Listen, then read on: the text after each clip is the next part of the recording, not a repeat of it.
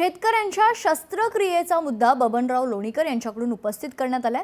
माझ्या मंठा तालुक्यात 2 महिन्यापासून पैशांअभावी शेतकऱ्याची शस्त्रक्रिया झाली नाही असा आरोप लोणीकरांनी केलाय। एका व्यक्तीला 11 लाख एका शस्त्रक्रियेला लागतात, सरकारकडून फक्त 2 लाख रुपये मिळतात। गरिबांच्या शस्त्रक्रियेचा खर्च सरकारने करावा अशी मागणी देखील लोणीकरांनी केली। माझ्या मंठा तालुक्यातल्या विठ्ठल कदम नावाच्या शेतकऱ्याला शस्त्रक्रिया करण्यासाठी 11 लाख रुपये लागतात बायपास करायला, आणि त्याला 2 लाख रुपये मंजूर होत आहेत। 2 महिन्यापासून ही शस्त्रक्रिया थांबलेली आहे। आज मी हा सभागृहामध्ये प्रश्न उपस्थित केला। तारांकित प्रश्नाच्या माध्यमातून मंत्री महोदयांच्या ही बाब लक्षात आणून दिली।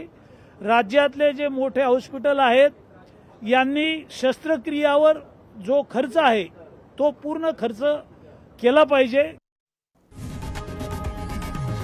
लोकशाही मराठी ऐका, पहा, जागरूक रहा।